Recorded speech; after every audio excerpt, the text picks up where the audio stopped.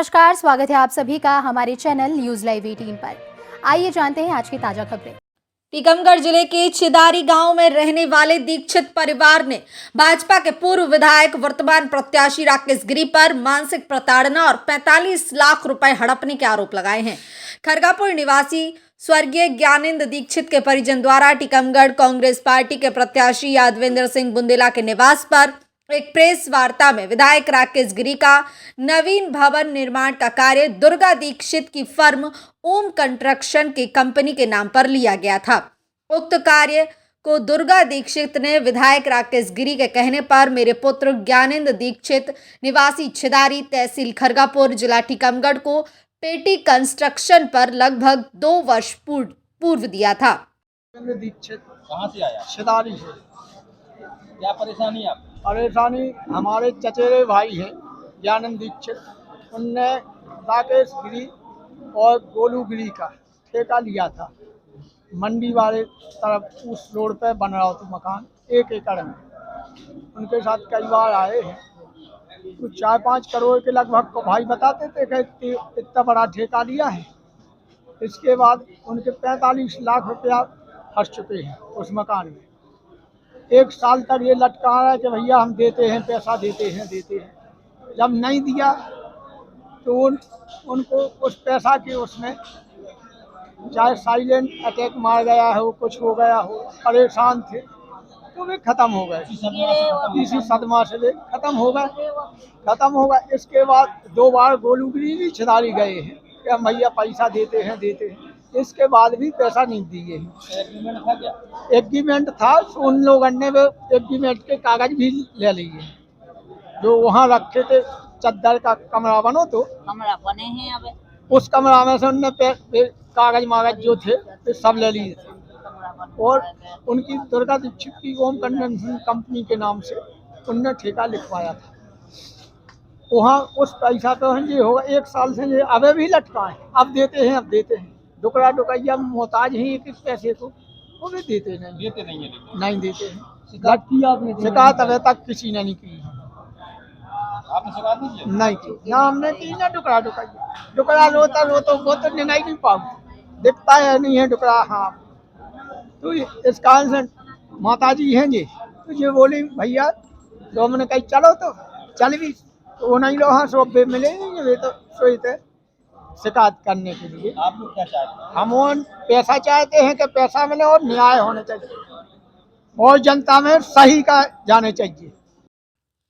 उक्त कार्य को जल्दी पूरा करने का विधायक राकेश गिरी द्वारा दबाव बनाने पर मेरे पुत्र द्वारा अपनी सारी जमा पूंजी खर्च कर बाजार से कार्य पूरा करने के लिए करोड़ों रुपए का बिल्डिंग मटेरियल अपनी क्रेडिट पर बाजार से उधार लिया था। आज भी मेरे पुत्र द्वारा निर्माणाधीन मकान पर मंगाई गई 46 क्विंटल सरिया, 2 ट्रक कानपुरी गुम्मा, 2 मिक्सर मशीन, 7 लाख की शटरिंग का सामान, 2 डंपर गिट्टी, 2 डंपर बजरी रखी हुई है। हमारा लड़का मर गया। कैसी मर गई? अब हम क्या बताएंगे। राकेश गिरी ने दो तो ठेका, इंदौर से बुलाओ, ठेका दो।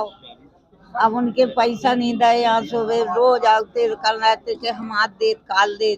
सो आज भगाता है, काल भगाता है। गाड़ी को डीजल 1000-2000 रुपया तो लगता ही है वह गाड़ी आए तो। सो है गाड़ी 6 महीना लो फिर एक मंजू नहीं दे, जब से वोट पड़े, जब से उन्हें लाल पाई नहीं दिखाई लगा। पैसे चाहिए थे आपको? अभी तक दिखा 40-45 लाख बताओ। अभी तक में हम तो जानत नहीं, हमारा तो बेटा चलोगा कुछ। आपने उनसे कहा है इसकी पहले कई बार?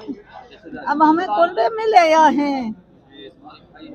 आप इसकी रिपोर्ट लिखाएंगी क्या? कछु नहीं भाई, मेरा वोट कुछ नहीं कही थी। करेंगी आप? रिपोर्ट करेंगी? अब जब आप सब जने के उसको करेंगे ना, तो हम करो का होते हमारी किरे सुनने हैं। मेरे पुत्र द्वारा जब भी निर्माण कार्य कराने के रुपए मांगे गए तो पहले झूठा आश्वासन देकर समय निकालते रहे। बाद में जब मेरा बेटा करोड़ों रुपए के कर्ज में आ गया, तब राकेश गिरी व उनके भाई यशराज गिरी उर्फ गोलू द्वारा रुपए देने से साफ इनकार कर दिया गया और जान से मारने की धमकी दी गई, जिससे मेरा पुत्र दिसंबर 2022 में अत्यधिक मानसिक परेशानी और दहशत में आ गया।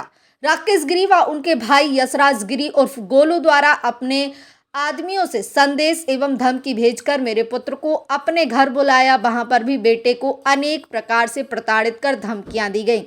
जी, आज खरगापुर विधानसभा के ग्राम छिदारी से एक मुद्दा हमारे सामने आया है। एक बुजुर्ग दंपत्ति हैं, वो हमारे बीच में आए हैं, दीक्षित परिवार है छिदारी का।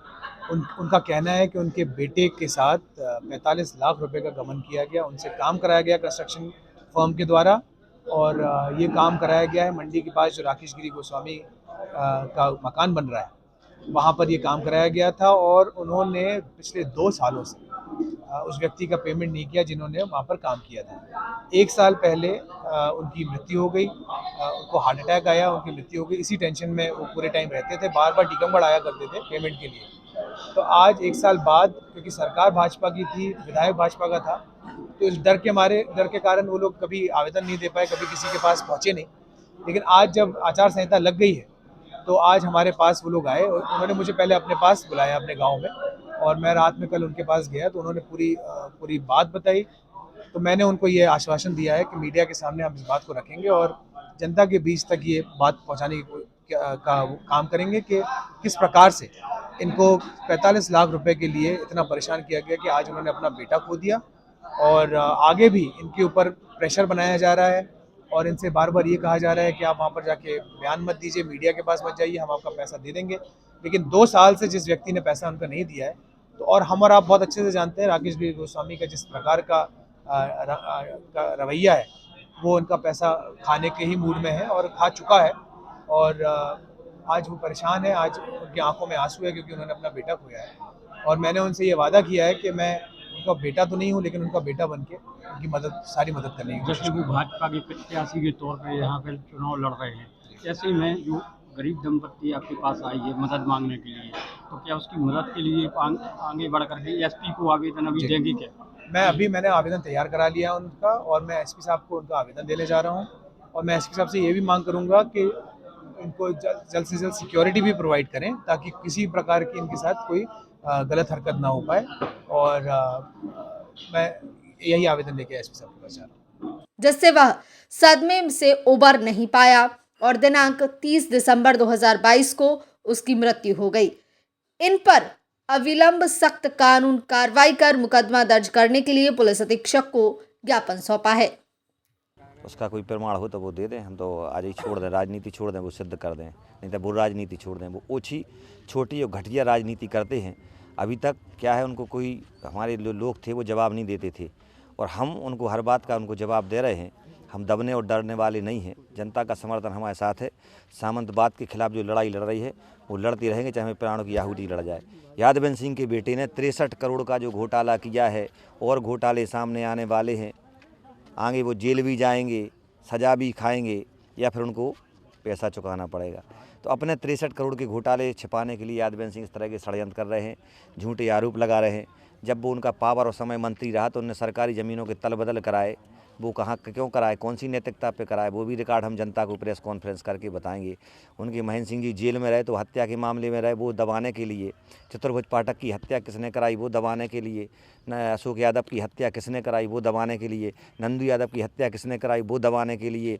ठीक है, पुरानी टिहरी में हत्या हुई, कुंडेश्वर में हत्या हुई, पिछली बार उस यादव की, ठाकुरदास यादव को इन्होंने बैंक से निकाला। इन सब के हम जो आवाज़ उठा रहे हैं वो दबाने के लिए इस प्रकार के जो घटिया और फर्जी आरोप लगा रहे हैं। मैं तो उन्हें चैलेंज देता हूं डंके की चोट पे कि 70 लाख तो ठीक है, 70 पैसे भी सिद्ध कर दें तो राजनीति में छोड़ के मैं घर पे बैठ जाऊंगा। वो खुद उनके पास क्या था वो अपने आप को देखें। उन्हें पुराना मकान उन्होंने सबका देखा है, जो अरबों की संपत्ति होगी वो कहाँ से आ गई उनकी, कौन सी उनकी फैक्ट्री मिलें चलती थी जिससे उनके पास आ गया आज करोड़।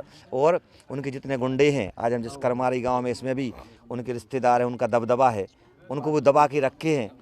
और वो सोच रहा है कि हम ऐसे जीत जाएंगे तो जनता सब समझदार है कि अभी धोखा दिया है और मौका मिल जाए तो सब खर के जनता को लूटेंगे, खसूटेंगे, उनकी ज़मीनें छुड़ाएंगे। भाई साहब, मैंने वो समय देखा है कि गांव में लोग चप्पल हाथ में लेके निकलते थे, अभी भी इतनी गुंडागिर्दी है कई गांव में। उसकी लड़ाई लड़ रहे हैं हम, जैसे वो उनको हजम नहीं हो रही है। आपकी सरकार बनती है तो जो आप अभी बोल रहे हैं उस पर क्या कार्रवाई करवाएंगे आप? कार्रवाई निरंतर हमने कराई 5 साल, इस बार देख लेना कि कार्रवाई हो रही है कि दौड़ेगी कार्रवाई। भारतीय जनता पार्टी